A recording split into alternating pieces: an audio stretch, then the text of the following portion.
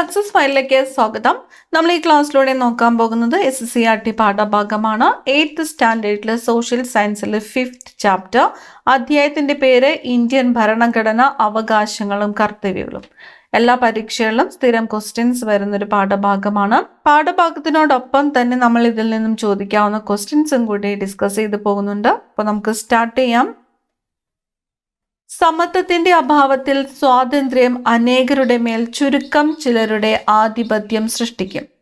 സ്വാതന്ത്ര്യത്തിന്റെ അഭാവത്തിലുള്ള സമത്വം വ്യക്തി മുന്നേറ്റങ്ങളെ ഹനിക്കും. സ്വാതന്ത്ര്യത്തിന്റെ അഭാവത്തിൽ സമത്വത്തിനും സ്വാതന്ത്ര്യത്തിനും സ്വാഭാവികത കൈവരിക്കാൻ കഴിയില്ല. Doctor BR Ambedkar, constituent assembly, November 25, 1949. 1949 November 25 constituent അസംബ്ലിയിലെ ഡോക്ടർ BR അംബേദ്കറുടെ വാക്കുകളാണ് ഇവ. ഇതിൽ സമത്വത്തിന്റെ അഭാവത്തിൽ സ്വാതന്ത്ര്യം അനേകരുടെ മേൽ ചുരുക്കം ചിലരുടെ ആധിപത്യം സൃഷ്ടിക്കും. ഇത് ആരുടെ വാക്കുകൾ ആണ് എന്ന് ചോദിച്ചാൽ ആരുടേതാണ്? ഡോക്ടർ BR അംബേദ്കറുടെ വാക്കുകളാണ്. സമത്വത്തിന്റെ അഭാവത്തിൽ സ്വാതന്ത്ര്യം അനേകരുടെ മേൽ ചുരുക്കം ചിലരുടെ ആധിപത്യം സൃഷ്ടിക്കും. ആരുടെ വാക്കുകൾ? ഡോക്ടർ BR അംബേദ്കറുടെ വാക്കുകളാണ്. 1949 നവംബർ 25 കോൺസ്റ്റിറ്റ്യൂവന്റ് അസംബ്ലിയിൽ ഡോക്ടർ BR അംബേദ്കറുടെ വാക്കുകളാണിവ. നമ്മുടെ ഭരണഘടനാ ശില്പിയായ ഡോക്ടർ BR അംബേദ്കർ 1949 നവംബർ 25 ഭരണഘടനാ നിർമ്മാണ സഭയിൽ നടത്തിയ പ്രസംഗത്തിന്റെ പ്രസക്ത ഭാഗമാണ് മുകളിൽ തന്നിരിക്കുന്നത്. സമത്വത്തിന്റെയും സ്വാതന്ത്ര്യത്തിന്റെയും സാഹോദര്യത്തിന്റെയും പ്രാധാന്യമാണ് ഈ വാക്കുകളിൽ നിന്നും വ്യക്തമാക്കുന്നത്. ഇനി ഇവിടെ ഭരണഘടനാ നിർമ്മാണ സഭ 1946 ഡിസംബർ 6 ഭരണഘടനാ നിർമ്മാണ സഭ നിലവിൽ വന്നത്. ഭരണഘടനാ നിർമ്മാണ സഭ നിലവിൽ വന്നത് എന്നാണ്. 1946 ഡിസംബർ 6 ഭരണഘടനാ നിർമ്മാണ സഭ നിലവിൽ വന്നത്. ഡോക്ടർ രാജേന്ദ്ര പ്രസാദ് ആയിരുന്നു സഭയുടെ അധ്യക്ഷൻ. ഭരണഘടനാ നിർമ്മാണ സഭയുടെ അധ്യക്ഷനായിരുന്നത് ആരാണ്? ഡോക്ടർ രാജേന്ദ്ര പ്രസാദ്. ഇന്ത്യയുടെ പ്രഥമ പ്രധാനമന്ത്രിയായ ജവഹർലാൽ നെഹ്റു 3 പ്രധാന ഉപസമിതികളുടെ അധ്യക്ഷനായിരുന്നു. രൂപീകരണ വേളയിൽ ഭരണഘടനാ നിർമ്മാണ സഭയുടെ രൂപീകരണ വേളയിൽ 389 അംഗങ്ങളുണ്ടായിരുന്ന സഭ 1947 സ്വാതന്ത്ര്യലബ്ധിക്ക് ശേഷം 299 അംഗങ്ങളായിട്ട് പുനഃസംഘടിക്കപ്പെട്ടു. ഈ ഭാഗത്ത് നിന്ന് നോക്കേണ്ട ക്വസ്റ്റ്യൻസ് ആണ്. ഭരണഘടന നിലവിൽ വന്നത് എന്ന്. ഭരണഘടനാ നിർമ്മാണ സഭയുടെ അധ്യക്ഷനാര്?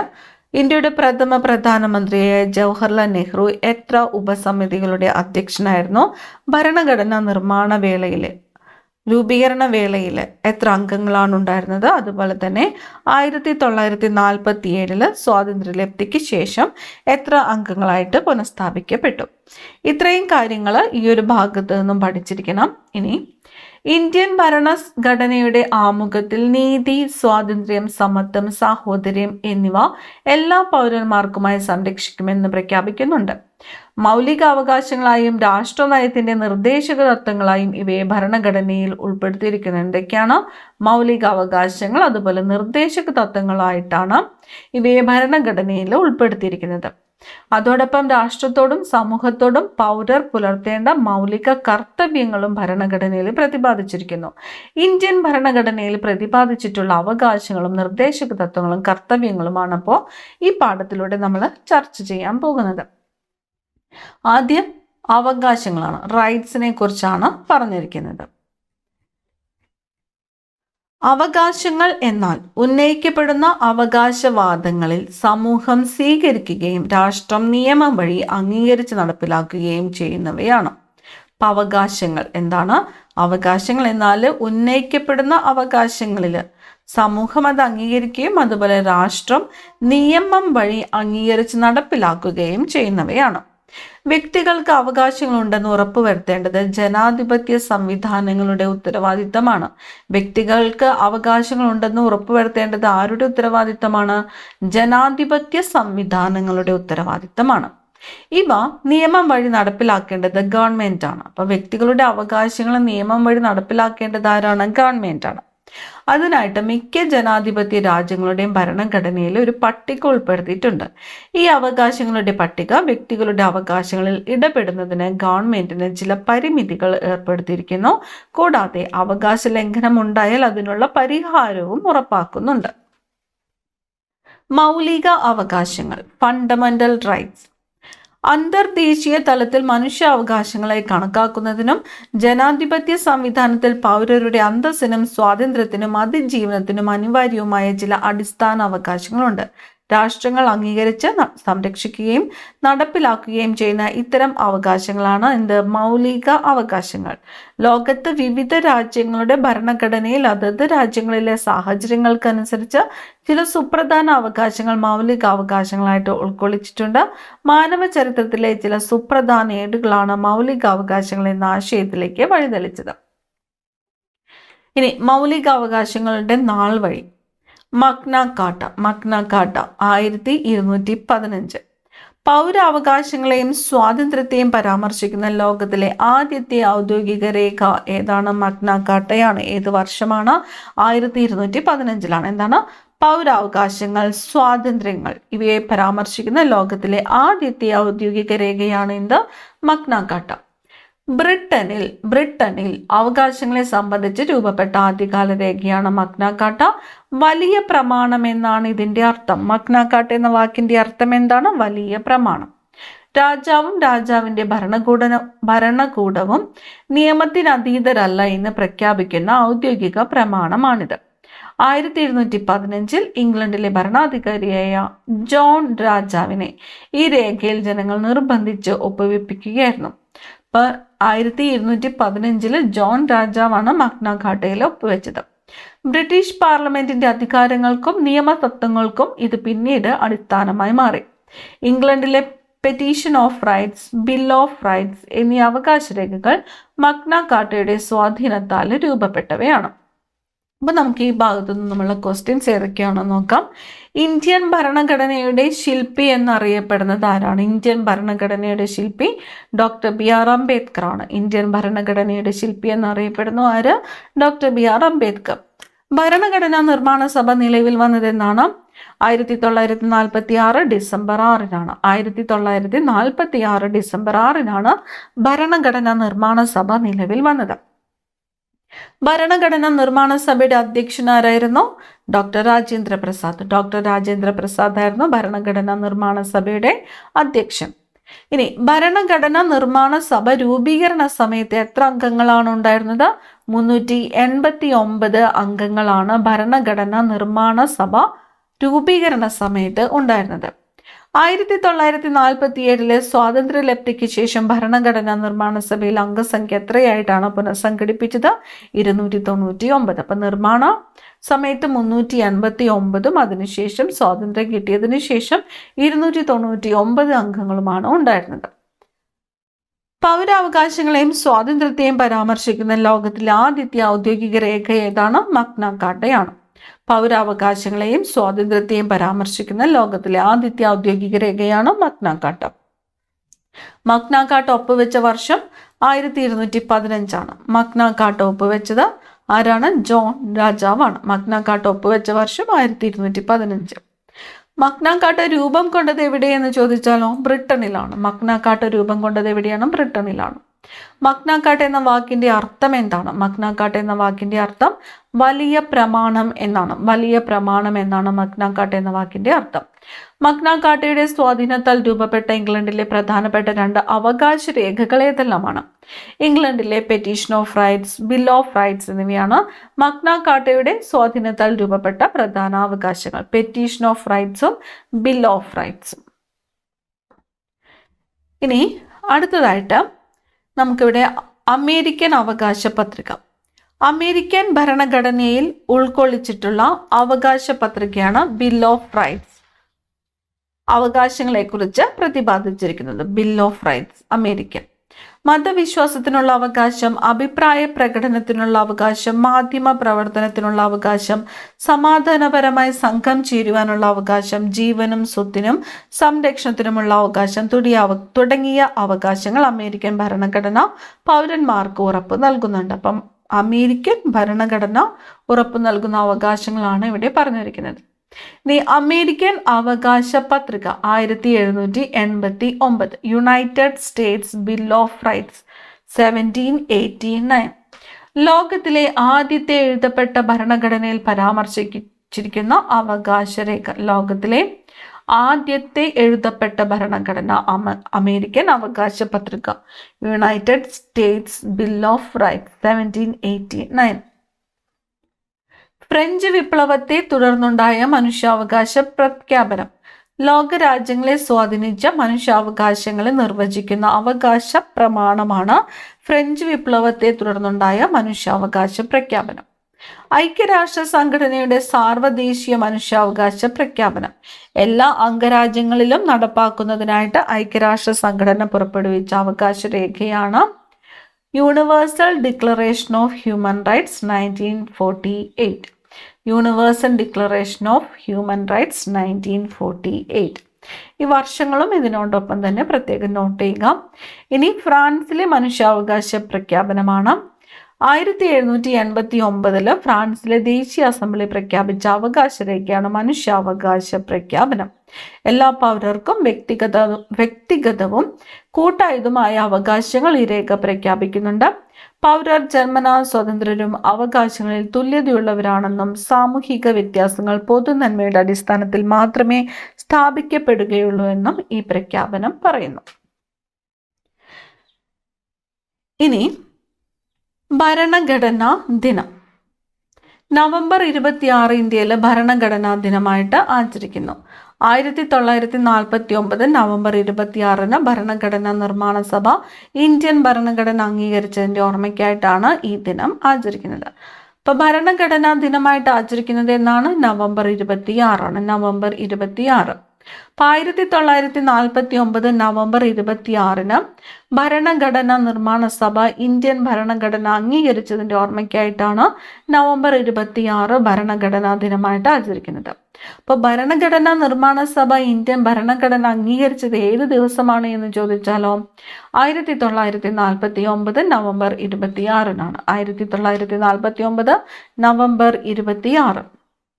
ഇനി ഇന്ത്യൻ ഭരണഘടനയുടെ ഭാഗം 3 മൗലികാവകാശങ്ങൾ ഉൾക്കൊള്ളിച്ചിരിക്കുന്നത്. മൗലികാവകാശങ്ങൾ ഭരണഘടനയുടെ ഏത് ഭാഗത്താണ് ഉൾക്കൊള്ളിച്ചിരിക്കുന്നത് എന്ന് ചോദിക്കാറുണ്ട്. ഏത് ഭാഗത്താണ്? ഭാഗം 3. ഭാഗം 3 എന്താണ്? മൗലിക അവകാശങ്ങൾ. മൗലിക അവകാശങ്ങൾ ഉൾക്കൊള്ളിച്ചിരിക്കുന്നത് ഭരണഘടനയുടെ ഭാഗം 3 എന്നത് പ്രത്യേകം നോട്ട് ചെയ്യുക. സമത്വത്തിനുള്ള അവകാശം, റൈറ്റ് ടു ഇക്വാലിറ്റി. നമ്മുടെ രാജ്യത്ത് എല്ലാവർക്കും നിയമത്തിന് മുന്നിൽ തുല്യതയും തുല്യ നിയമ സംരക്ഷണവും ഉറപ്പുവരുത്തുന്ന അവകാശമാണ് സമത്വത്തിനുള്ള അവകാശം. തുല്യതയും തുല്യ നിയമ സംരക്ഷണവും. ഈ അവകാശ പ്രകാരം മതം, വർഗം, ജാതി, ലിംഗം, ജനനസ്ഥലം തുടങ്ങിയവയുടെ അടിസ്ഥാനത്തിൽ യാതൊരു വിവേചനവും പാടുള്ളതല്ല.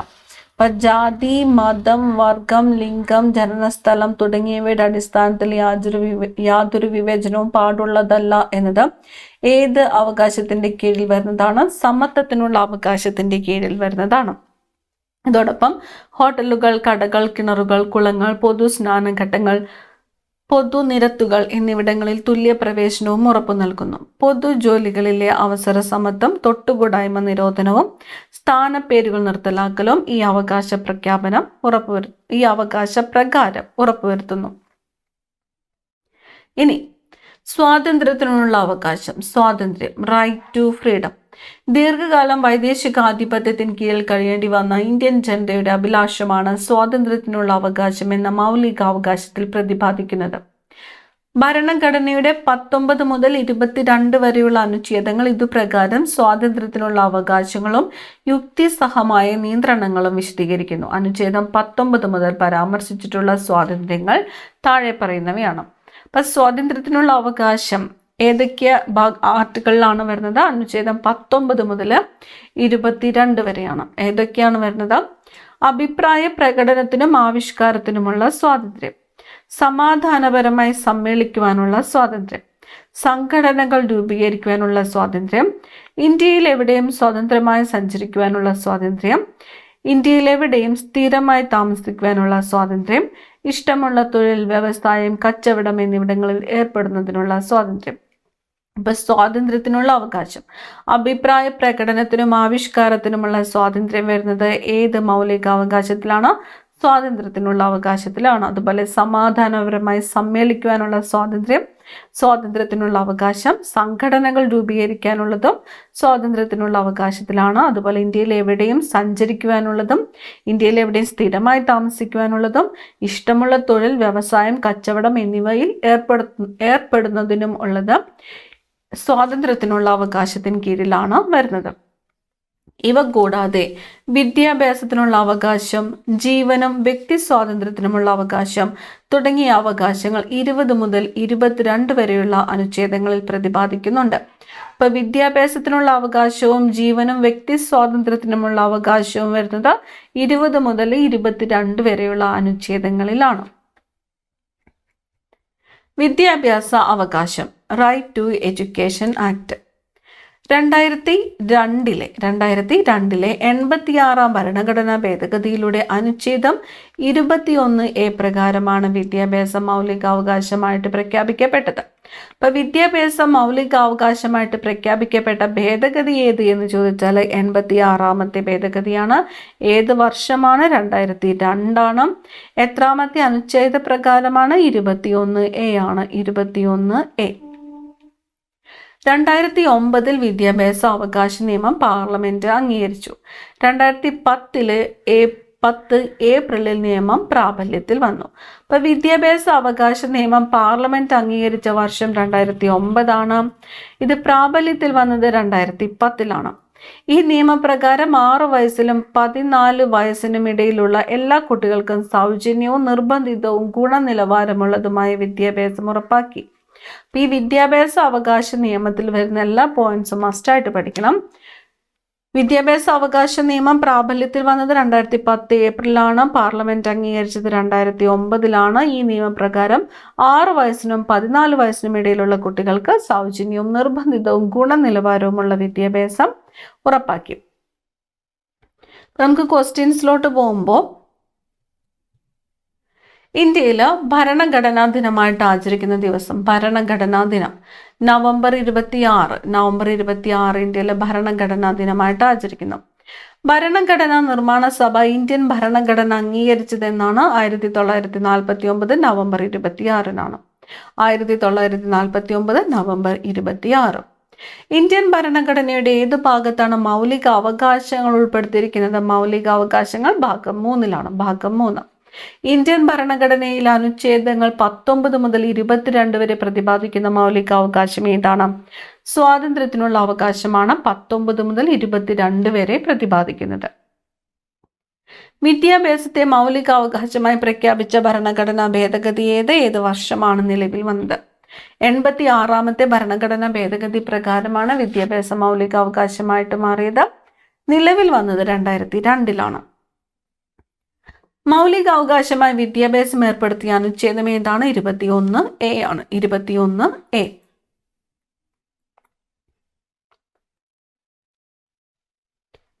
വിദ്യാഭ്യാസ അവകാശ നിയമം പാർലമെന്റ് അംഗീകരിച്ചതും അത് പ്രാബല്യത്തിൽ വന്നതും എന്നാണ്. പാർലമെന്റ് അംഗീകരിച്ചത് 2009 പ്രാബല്യത്തിൽ വന്നത് 2010 ഏപ്രിലാണ്. വിദ്യാഭ്യാസ അവകാശ നിയമപ്രകാരം എത്ര വയസ്സിനും ഇടയിലുള്ള കുട്ടികൾക്കാണ് സൗജന്യവും നിർബന്ധിതവുമായ വിദ്യാഭ്യാസം ഉറപ്പാക്കുന്നത്? 6 വയസ്സിനും 14 വയസ്സിനും ഇടയിലുള്ള കുട്ടികൾക്കാണ്. 6 വയസ്സിനും 14 വയസ്സിനും ഇടയിലുള്ള കുട്ടികൾക്കാണ് വിദ്യാഭ്യാസ അവകാശ നിയമപ്രകാരം വിദ്യാഭ്യാസം സൗജന്യവും നിർബന്ധിതവുമാക്കിയത്. അടുത്തത് ചൂഷണത്തിനെതിരായ അവകാശം, റൈറ്റ് എഗെയിൻസ്റ്റ് എക്സ്പ്ലോയിറ്റേഷൻ. ചൂഷണത്തിനെതിരായ അവകാശം നമ്മുടെ രാജ്യത്ത് പല വിഭാഗം ജനങ്ങളും മുഖ്യധാരയിൽ നിന്നും അകറ്റി നിർത്തപ്പെടുന്നതും ചൂഷണം ചെയ്യപ്പെടുന്നതുമായ സാമൂഹിക സാഹചര്യം നിലവിലുണ്ടായിരുന്നു. അടിമത്തം, മനുഷ്യക്കടത്ത്, നിർബന്ധിത ജോലി, ബാലവേല തുടങ്ങിയ ചൂഷണങ്ങൾ ഇല്ലാതാക്കി സുരക്ഷിത ജീവിതം ഉറപ്പു നൽകുകയാണ് ചൂഷണത്തിനെതിരായ അവകാശത്തിലൂടെ ഇന്ത്യൻ ഭരണഘടന ചെയ്യുന്നത്. ഭരണഘടനയുടെ അനുച്ഛേദം 23 എല്ലാവിധ അടിമ ജോലികളെയും മനുഷ്യ കച്ചവടത്തിനെയും നിരോധിക്കുകയും കുറ്റകരമായിട്ട് പ്രഖ്യാപിക്കുകയും ചെയ്യുന്നു. ഏതാണോ അനുച്ഛേദം 23. അനുച്ഛേദം 24 പ്രകാരം 14 വയസ്സിന് താഴെയുള്ള കുട്ടികളെ ഖനികളിലോ വ്യവസായശാലകളിലോ മറ്റ് അപകട മേഖലകളിലോ ജോലി ചെയ്യുന്നത് നിരോധിക്കുന്നു. എത്ര വയസ്സിന് താഴെയാണ്? 14 വയസ്സിന് താഴെ. എത്രാമത്തെ അനുച്ഛേദ പ്രകാരമാണ്? 24ാമത്തെ അനുച്ഛേദ പ്രകാരം. അടുത്തത് മതസ്വാതന്ത്ര്യത്തിനുള്ള അവകാശമാണ്. മതസ്വാതന്ത്ര്യം, right to freedom of religion. ഇന്ത്യയിൽ ഓരോരുത്തർക്കും സ്വീകാര്യമായ മതം അനുവർത്തിക്കുന്നതിനും അനുഷ്ഠിക്കുന്നതിനും പ്രചരിപ്പിക്കുന്നതിനുമുള്ള സ്വാതന്ത്ര്യം ഭരണഘടന അനുവദിക്കുന്നു. ഈ അവകാശം അവരവരുടെ മനസ്സാക്ഷിക്കനുസരിച്ച് പ്രവർത്തിക്കുവാനുള്ള സ്വാതന്ത്ര്യം ഉൾക്കൊള്ളുന്നതാണ്. എല്ലാ മതങ്ങൾക്കും തുല്യ പരിഗണനയും തുല്യ സംരക്ഷണവും മതസ്വാതന്ത്ര്യത്തിനുള്ള അവകാശം ഉറപ്പു നൽകുന്നുണ്ട്. എന്നാൽ മേൽപ്പറഞ്ഞ അവകാശം പൊതുക്രമം, ആരോഗ്യം, ധാർമ്മികത എന്നിവയുടെ നിയന്ത്രണത്തിൽ വിധേയമായിരിക്കും. അടുത്തത് സാംസ്കാരികവും വിദ്യാഭ്യാസപരവുമായ അവകാശങ്ങൾ. വൈവിധ്യങ്ങൾ നിറഞ്ഞൊരു രാജ്യമാണ് ഇന്ത്യ. മതപരവും ഭാഷാപരവും സാംസ്കാരികവുമായ ന്യൂനപക്ഷ വിഭാഗങ്ങൾ ഈ വൈവിധ്യത്തിന്റെ സവിശേഷതയാണ്.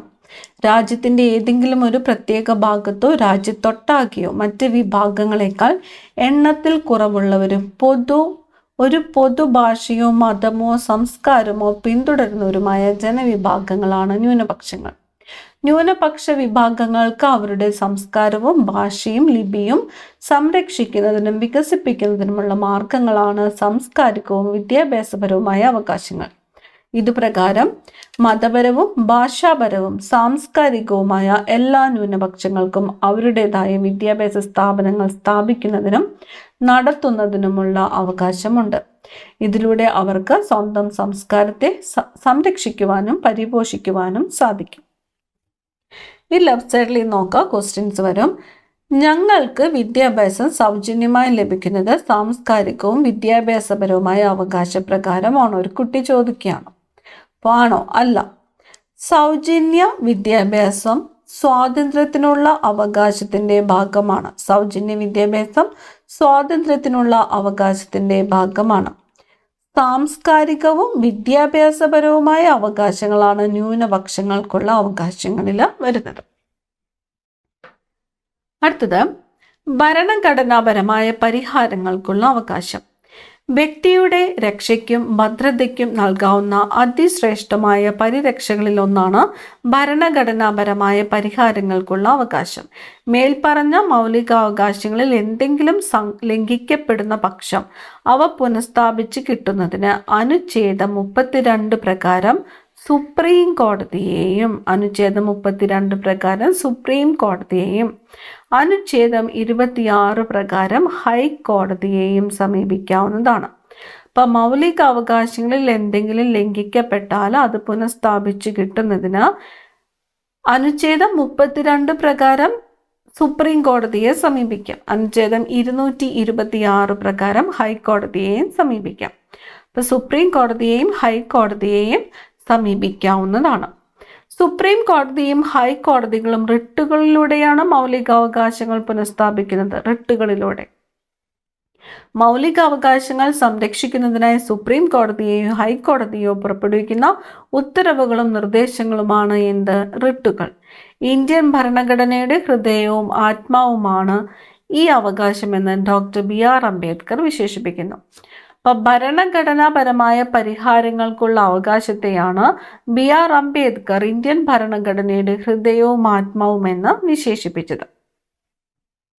മൗലികാവകാശങ്ങൾ ഇവിടെ തന്നിട്ടുണ്ട്. മൗലികാവകാശങ്ങൾ എത്ര എണ്ണമാണ്? 6 എണ്ണമാണ്.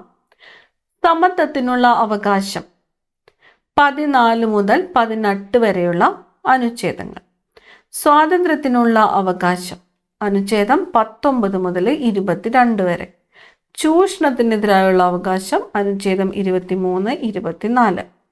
മതസ്വാതന്ത്ര്യത്തിനുള്ള അവകാശം അനുച്ഛേദം 25 മുതൽ 28 വരെ. സാംസ്കാരികവും വിദ്യാഭ്യാസപരവുമായ അവകാശം അനുച്ഛേദം 29 മുതൽ 30 വരെ. ഭരണഘടനാപരമായ പരിഹാരങ്ങൾക്കുള്ള അവകാശമാണ് അനുച്ഛേദം 32. ഭരണഘടനാപരമായ പരിഹാരങ്ങൾക്കുള്ള അനുച്ഛേദം ഏതാണ്? അനുച്ഛേദം 32 ഈ അനുച്ഛേദങ്ങളും പ്രത്യേകം നോട്ട് ചെയ്തിട്ട് പഠിക്കുക. ഇനി ക്വസ്റ്റ്യൻസ് ഒന്നും നോക്കാം. ഇന്ത്യൻ ഭരണഘടനയുടെ ഏത് അനുച്ഛേദമാണ് കുട്ടികളെ കൊണ്ടുള്ള അപകടകരമായ ജോലി നിരോധിക്കുന്നത്?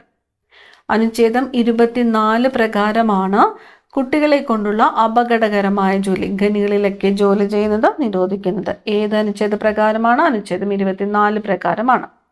മൗലിക അവകാശങ്ങൾ പുനഃസ്ഥാപിക്കപ്പെടുന്നതിനോ സംരക്ഷിക്കുന്നതിനോ വേണ്ടി കോടതിയെ സമീപിക്കാവുന്ന അവകാശം ഏത് പേരിൽ അറിയപ്പെടുന്നു? ഭരണഘടനാപരമായ പ്രതിവിധിക്കുള്ള അവകാശം. അപ്പം മൗലിക അവകാശങ്ങൾ പുനഃസ്ഥാപിക്കപ്പെടുന്നതിനോ സംരക്ഷിക്കപ്പെടുന്നതിനോ കോടതിയെ സമീപിക്കാവുന്നതാണ്. ആ അവകാശം ഏതിലാണ് വരുന്നത്? ഭരണഘടനാപരമായ പ്രതിവിധിക്കുള്ള അവകാശത്തിലാണ്. മൗലിക അവകാശങ്ങൾ ലംഘിക്കപ്പെട്ടാൽ പൗരന്മാർക്ക് സുപ്രീം കോടതിയെ സമീപിക്കാവുന്ന അനുച്ഛേദം ഏതാണ്? അനുച്ഛേദം 32. മൗലിക അവകാശങ്ങൾ ലംഘിക്കപ്പെട്ടാൽ പൗരന്മാർക്ക് ഹൈക്കോടതികളെ സമീപിക്കാവുന്ന അനുച്ഛേദം ഏതാണ്? അനുച്ഛേദം 226 പ്രകാരമാണ്. മൗലിക അവകാശങ്ങൾ സംരക്ഷിക്കുന്നതിനായിട്ട് സുപ്രീം കോടതിയും ഹൈക്കോടതിയും പുറപ്പെടുവിക്കുന്ന ഉത്തരവുകളും നിർദ്ദേശങ്ങളും ഏതു പേരിൽ അറിയപ്പെടുന്നു? റിട്ടുകൾ എന്ന് അറിയപ്പെടുന്നു. ഭരണഘടനാപരമായ പ്രതിവിധിക്കുള്ള അവകാശത്തെ ഇന്ത്യൻ ഭരണഘടനയുടെ ഹൃദയവും ആത്മാവും എന്ന് വിശേഷിപ്പിച്ചതാരാണ്? ഡോക്ടർ BR അംബേദ്കർ ആണ്. ഇന്ത്യൻ ഭരണഘടന ഉറപ്പു നൽകുന്ന മൗലിക അവകാശങ്ങൾ എത്രയുണ്ട്? 6 മൗലിക അവകാശങ്ങളാണ് ഉള്ളത്. സമത്വത്തിനുള്ള അവകാശം പ്രതിപാദിക്കുന്ന ഭരണഘടനാനുച്ഛേദം 14 മുതൽ 18 വരെ എന്തിനുള്ളതാണ്? സമത്വത്തിനുള്ള അവകാശം. ഇനി ചൂഷണത്തിനെതിരായത് അനുച്ഛേദങ്ങൾ 23, 24 ചൂഷണത്തിനെതിരായത് അനുച്ഛേദങ്ങൾ 23, 24. ഭരണഘടനാപരമായ പരിഹാരങ്ങൾക്കുള്ള അവകാശം ഏത് അനുച്ഛേദത്തിലാണ് ഉൾപ്പെടുത്തിയിരിക്കുന്നത്? അനുച്ഛേദം 32. മതസ്വാതന്ത്ര്യത്തെയും സാംസ്കാരിക വിദ്യാഭ്യാസ അവകാശങ്ങളെയും കുറിച്ച് പ്രതിപാദിക്കുന്ന അനുച്ഛേദങ്ങളുടെ പരിധി എന്ന് പറയുന്നത് 25 മുതൽ 28 വരെയാണ്. അനുച്ഛേദം 25 മുതൽ 28 വരെ മതസ്വാതന്ത്ര്യത്തിനുള്ള അവകാശത്തെ പ്രതിപാദിക്കുന്നു. അതുപോലെ സാംസ്കാരികവും വിദ്യാഭ്യാസപരവുമായ അനുച്ഛേദങ്ങളാണ് അനുച്ഛേദം 29 മുതൽ 30 വരെ വരുന്നത്. ഇനി റിട്ടുകളെ കുറിച്ചാണ്. റിട്ടുകൾ 5 തരമാണ് ഉള്ളത്. ഏതൊക്കെയാണ്? Habeas corpus, mandamus, prohibition, quo warranto, certiorari. Habeas corpus എന്താണ്? അന്യായമായിട്ട് തടങ്കലിൽ വെച്ചിട്ടുള്ള ഒരാളെ കോടതിക്ക് മുൻപാകെ ഹാജരാക്കാൻ ആവശ്യപ്പെട്ടുകൊണ്ട് പുറപ്പെടുവിക്കുന്ന ഉത്തരവാണ് ഹേബിയസ് കോർപ്പസ്. മാൻഡമസ് എന്താണ്? ഒരു ഉദ്യോഗസ്ഥൻ തൻ്റെ നിയമപരമായ കർത്തവ്യം നിറവേറ്റാതിരിക്കുന്നത് മൂലം മറ്റൊരു വ്യക്തിയുടെ അവകാശം ഹനിക്കപ്പെടുന്നതായി കോടതി കണ്ടെത്തുമ്പോൾ പുറപ്പെടുവിക്കുന്ന ഉത്തരവാണ് എന്ത്? മാൻഡമസ് എന്ന് പറയുന്നത്.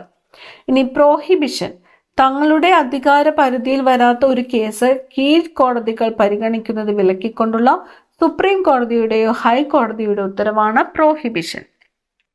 കോവറാൻഡോ, ഒരു ഉദ്യോഗസ്ഥൻ അർഹതയില്ലാത്ത സ്ഥാനം വഹിക്കുന്നത് തടഞ്ഞുകൊണ്ട് കോടതി പുറപ്പെടുവിക്കുന്ന ഉത്തരവാണ് കോവറാൻഡോ. അടുത്തത് ഏതാണ്? സെർഷ്യോററി, ഒരു കീഴ്ക്കോടതിയുടെ പരിഗണനയിലിരിക്കുന്ന കേസ് മേൽക്കോടതിയിലേക്ക് കൈമാറ്റം ചെയ്യുവാനുള്ള ഉത്തരവാണ് സെർഷ്യോററി എന്നത്. നോക്കാം. അന്യായമായിട്ട് തടങ്കലിൽ വെച്ചിട്ടുള്ള ഒരാളെ കോടതിയുടെ മുമ്പിൽ ഹാജരാക്കാൻ ആവശ്യപ്പെട്ടുകൊണ്ട് കോടതി പുറപ്പെടുവിക്കുന്ന ഉത്തരവാണ് ഹേബിയസ് കോർപ്പസ്. ഒരു ഉദ്യോഗസ്ഥൻ തൻ്റെ നിയമപരമായ കർത്തവ്യം നിറവേറ്റാതിരിക്കുമ്പോൾ ഒരു വ്യക്തിയുടെ അവകാശം നിഷേധിക്കപ്പെട്ടാൽ കോടതി പുറപ്പെടുവിക്കുന്ന ഉത്തരവാണ് മാൻഡമസ്.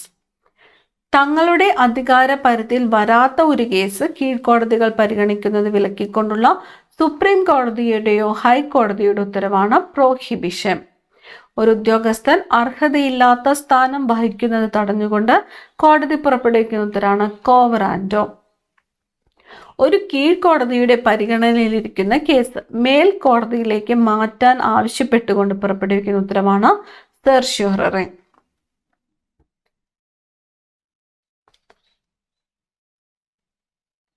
ചുവടെ നൽകിയിട്ടുള്ളതിൽ നാം ആജ്ഞാപിക്കുന്നു എന്നർത്ഥം വരുന്ന റിട്ട് ഏതാണ്? മാൻഡമസ് ആണ്. നാം ആജ്ഞാപിക്കുന്നു എന്നർത്ഥം വരുന്ന റിട്ട് മാൻഡമസ്.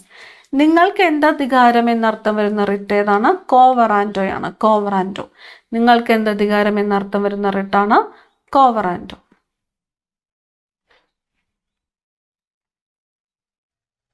അടുത്തത് രാഷ്ട്രത്തിന്റെ നിർദ്ദേശക തത്വങ്ങൾ. നിർദ്ദേശക തത്വങ്ങൾ. അവകാശങ്ങൾക്കും സ്വാതന്ത്ര്യങ്ങൾക്കും ഒപ്പം സാമൂഹിക സാമ്പത്തിക നീതിക്കും തുല്യ പ്രാധാന്യമുണ്ട്.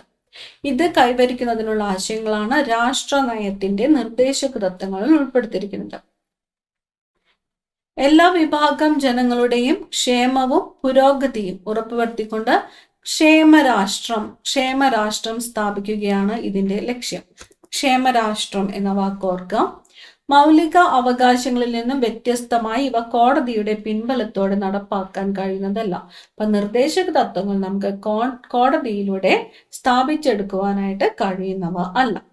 അതേസമയം സർക്കാരുകൾ നയങ്ങളും പരിപാടികളും ആവിഷ്കരിക്കുമ്പോൾ ഈ നിർദ്ദേശക തത്വങ്ങൾക്ക് മതിയായ പരിഗണന നൽകേണ്ടതുണ്ട്. ഭരണഘടനയുടെ ഭാഗം 4 അനുച്ഛേദം 36 മുതൽ 51 വരെയാണ് നിർദ്ദേശക തത്വങ്ങൾ ഉൾക്കൊള്ളിച്ചിരിക്കുന്നത്. അപ്പൊ ഭരണഘടനയുടെ ഭാഗം 4 അനുച്ഛേദം 36 മുതൽ 51 വരെയാണ് നിർദ്ദേശക തത്വങ്ങൾ ഉൾക്കൊള്ളിച്ചിരിക്കുന്നത്. ഭരണനിർവഹണത്തിനും നിയമനിർമ്മാണത്തിനും സർക്കാരുകൾ പാലിക്കേണ്ട നിർദ്ദേശങ്ങളാണിവ. രാഷ്ട്രത്തിന്റെ സാമ്പത്തിക, സാമൂഹിക, വിദ്യാഭ്യാസ, അന്താരാഷ്ട്ര വിഷയങ്ങളെല്ലാം സ്പർശിക്കുന്ന വിപുലമായ ആശയങ്ങളാണ് നിർദ്ദേശക തത്വങ്ങൾ ഉൾക്കൊള്ളുന്നത്. രാഷ്ട്ര നയത്തിന്റെ നിർദ്ദേശക തത്വങ്ങളെ ഉദാര ആശയങ്ങൾ, സോഷ്യലിസ്റ്റ് ആശയങ്ങൾ, ഗാന്ധിയൻ ആശയങ്ങൾ എന്നിങ്ങനെ 3ആയി തരംതിരിക്കാം. അപ്പൊ നിർദ്ദേശക തത്വങ്ങളെ 3ആയിട്ട് തിരിക്കാം. അവ ഏതൊക്കെയാണ്? ഉദാര ആശയങ്ങൾ, സോഷ്യലിസ്റ്റ് ആശയങ്ങൾ, ഗാന്ധിയൻ ആശയങ്ങൾ. ഇനി ഉദാര ആശയങ്ങളിൽ വരുന്നത് ഏതൊക്കെയാണ്? അന്താരാഷ്ട്ര സമാധാനവും സുരക്ഷിതത്വവും അഭിവൃദ്ധിപ്പെടുത്തുക, പൗരന്മാർക്ക് ഏകരൂപമായ നിയമസംഹിത, തുല്യനീതിയും സൗജന്യ നിയമസഹായവും, 6 വയസ്സിൽ താഴെയുള്ള കുട്ടികൾക്ക് പരിചരണവും വിദ്യാഭ്യാസവും വ്യവസ്ഥ ചെയ്യാൻ, പരിസ്ഥിതി, കന്നുകാലി, വന്യജീവി സംരക്ഷണം എന്നിവയെല്ലാം ഏതിൽ വരുന്നു? ഉദാര ആശയങ്ങളിൽ വരുന്നു. അടുത്തത് സോഷ്യലിസ്റ്റ് ആശയങ്ങൾ. തൊഴിലാളികൾക്ക് ജീവിക്കാൻ ആവശ്യമായ വേതനം, സ്ത്രീക്കും പുരുഷനും തുല്യ ജോലിക്ക് തുല്യ വേതനം ഏതിലാണ് വരുന്നത്? സോഷ്യലിസ്റ്റ് ആശയത്തിലാണ് വരുന്നത്.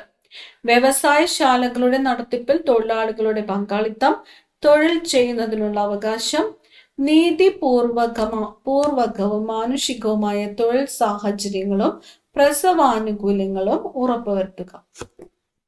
ഇനി ഗാന്ധിയൻ ആശയങ്ങളിൽ വരുന്നതാണ് ഗ്രാമപഞ്ചായത്തുകൾ സംഘടിപ്പിക്കുക എന്നത്. ഗാന്ധിയൻ ആശയങ്ങളിൽ വരുന്നത് ഗ്രാമപഞ്ചായത്തുകൾ സംഘടിപ്പിക്കുക, കുടിൽ വ്യവസായങ്ങൾ പരിപോഷിപ്പിക്കുക, കൃഷിയും മൃഗസംരക്ഷണവും, ലഹരി പാനീയങ്ങളുടെയും ആരോഗ്യത്തിന് ഹാനികരമായ മരുന്നുകളുടെയും ഉപഭോഗത്തിനുള്ള നിരോധനം, പട്ടികജാതി പട്ടികവർഗ വിഭാഗങ്ങളുടെയും മറ്റ് ദുർബല വിഭാഗങ്ങളുടെയും ഉന്നമനം. ഇതിലെ പോയിന്റ്സ് പഠിച്ചു വെക്കുക. നമുക്ക് സ്റ്റേറ്റ്മെന്റ് ടൈപ്പ് ക്വസ്റ്റ്യൻസ് വരാം. ഇതിൽ ഗാന്ധിയൻ ആശയങ്ങൾ ഉൾപ്പെടാത്തത് ഏത് എന്നൊക്കെ ചോദിച്ചിട്ട് അപ്പൊ ഇത്രയും നീറ്റായിട്ട് പഠിക്കുക. അടുത്തത് മൗലിക അവകാശങ്ങളും നിർദ്ദേശക തത്വങ്ങളും വ്യത്യാസങ്ങൾ. ഇന്ത്യൻ ഭരണഘടനയിൽ പ്രതിപാദിക്കുന്ന മൗലിക അവകാശങ്ങളും രാഷ്ട്ര നയത്തിന്റെ നിർദ്ദേശക തത്വങ്ങളും പരസ്പര പൂരകങ്ങളാണ്. മൗലിക അവകാശങ്ങൾ ഗവൺമെന്റിന്റെ അധികാരങ്ങൾക്ക് പരിധി നിർണ്ണയിക്കുമ്പോൾ നിർദ്ദേശക തത്വങ്ങൾ ചില കാര്യങ്ങൾ ചെയ്യാൻ ഗവൺമെന്റിനെ പ്രേരിപ്പിക്കുന്നു. മൗലിക അവകാശങ്ങൾ പ്രധാനമായും വ്യക്തികളുടെ അവകാശങ്ങളെയാണ് സംരക്ഷിക്കുന്നത്.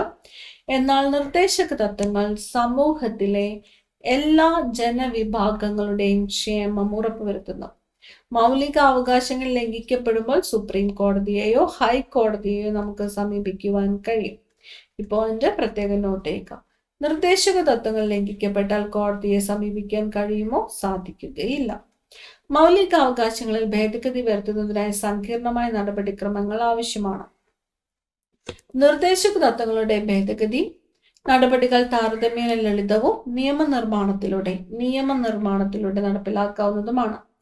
ജനാധിപത്യ പ്രക്രിയയിൽ മൗലികാവകാശങ്ങൾ രാഷ്ട്രീയ ജനാധിപത്യം പ്രാവർത്തികമാക്കുമ്പോൾ മാർഗനിർദ്ദേശങ്ങൾ സാമൂഹിക സാമ്പത്തിക ജനാധിപത്യത്തെയാണ് സാക്ഷാത്കരിക്കുന്നത്. ഇത്രയും പോയിന്റ്സ് മനസ്സിലാക്കി വെക്കുക.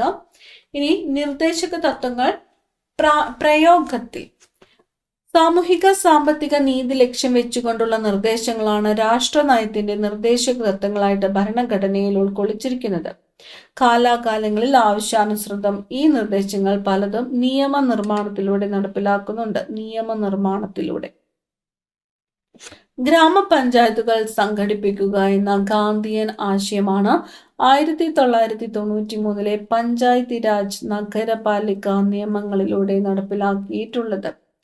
എന്താണ് ഗ്രാമപഞ്ചായത്തുകൾ സംഘടിപ്പിക്കുക എന്ന ഗാന്ധിയൻ ആശയമാണ് പഞ്ചായത്ത് രാജ് 1993 നഗരപാലിക നിയമങ്ങളിലൂടെ നടപ്പിലാക്കിയിട്ടുള്ളത്.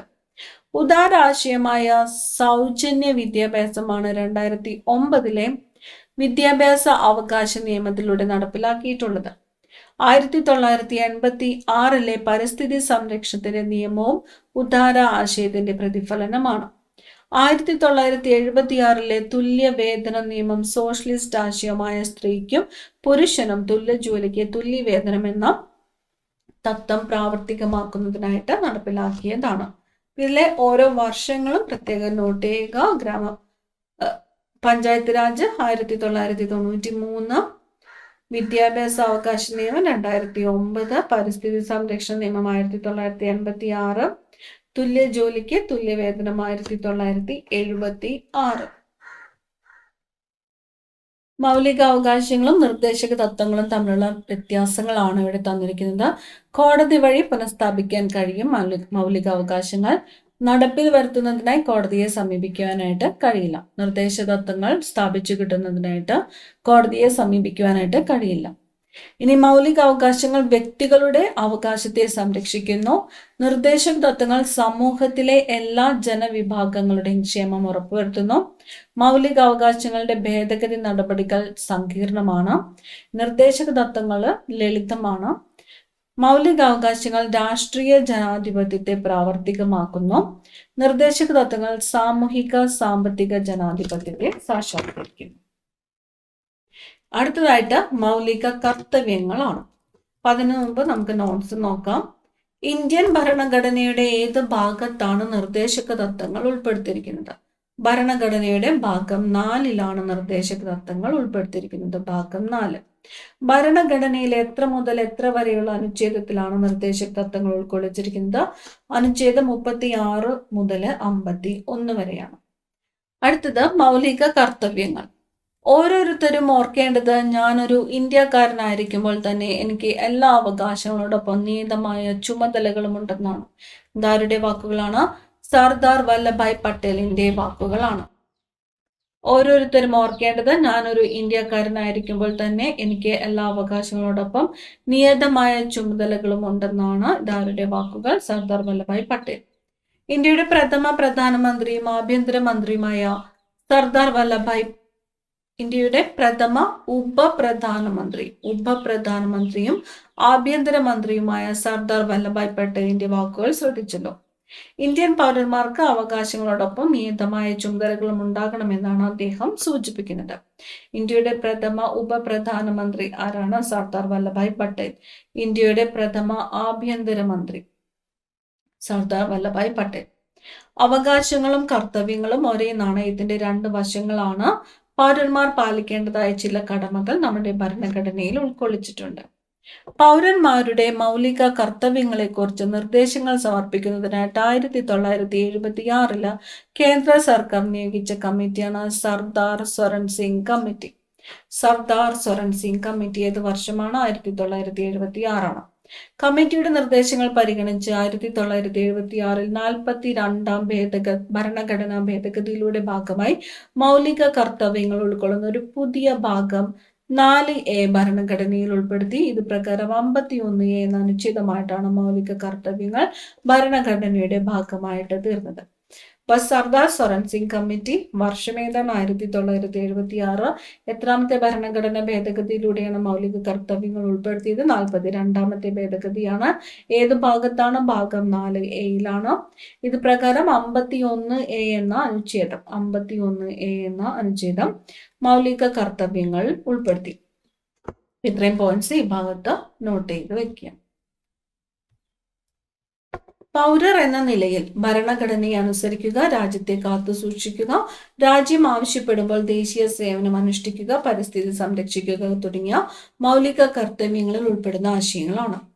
എല്ലാ പൗരരും രാഷ്ട്രത്തോടും സമൂഹത്തോടും പാലിച്ചിരിക്കേണ്ട കർത്തവ്യങ്ങൾ എന്തെന്ന് ബോധ്യപ്പെടുത്തുന്നവയാണിവ.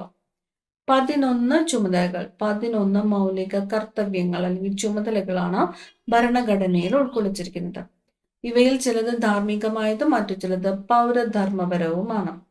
പൗരർ മൗലികാവകാശങ്ങൾ അനുഭവിക്കുമ്പോൾ കർത്തവ്യങ്ങളെക്കുറിച്ചും കൂടി ബോധമുള്ളവരാകണമെന്നാണ് ഇതിന്റെ അടിസ്ഥാന ക്വസ്റ്റ്യൻസിലേക്ക് പോകാം. പൗരന്മാരുടെ മൗലിക കർത്തവ്യങ്ങളെക്കുറിച്ച് നിർദ്ദേശങ്ങൾ സമർപ്പിക്കുന്നതിനായിട്ട് 1976 കേന്ദ്ര സർക്കാർ നിയോഗിച്ച കമ്മിറ്റി ഏതാണ്? സർദാർ സൊറൻ സിംഗ് കമ്മിറ്റിയാണ്. മൗലിക കർത്തവ്യങ്ങൾ ഭരണഘടനയിൽ ഉൾപ്പെടുത്തിയത് ഏത് വർഷത്തെ ഭരണഘടനാ ഭേദഗതിയിലൂടെയാണ്? 1976 42ാമത്തെ ഭരണഘടനാ ഭേദഗതിയിലൂടെയാണ്. മൗലിക കർത്തവ്യങ്ങൾ ഉൾക്കൊള്ളിക്കുന്നതിനായിട്ട് ഭരണഘടനയിൽ കൂട്ടിച്ചേർത്ത പുതിയ ഭാഗമാണ് ഭാഗം 4A. മൗലിക കർത്തവ്യങ്ങൾ ഭരണഘടനയുടെ ഭാഗമായത് ഏത് അനുച്ഛേദമായിട്ടാണ്? 51A ആണ്. മൗലിക കർത്തവ്യങ്ങൾ ഭരണഘടനയിൽ ഉൾപ്പെടുത്തിയ ഭരണഘടനാ ഭേദഗതിക്ക് പറയുന്ന മറ്റൊരു പേര് മിനി കോൺസ്റ്റിറ്റ്യൂഷൻ ഏതാണ്? അത് എത്രാമത്തെ ഭേദഗതിയാണ്? 42ാമത്തെ ഭേദഗതിയാണ്. 42ാമത്തെ ഭേദഗതിയാണ് മിനി കോൺസ്റ്റിറ്റ്യൂഷൻ എന്ന് അറിയപ്പെടുന്നത്. ഇത്രയും പോയിന്റ്സ് ആണ് നമുക്ക് ഈ ഒരു പാഠഭാഗത്തിലൂടെ പഠിക്കുവാനായിട്ടുള്ളത്. അടുത്ത ക്ലാസ്സിൽ കാണാം. Thank you.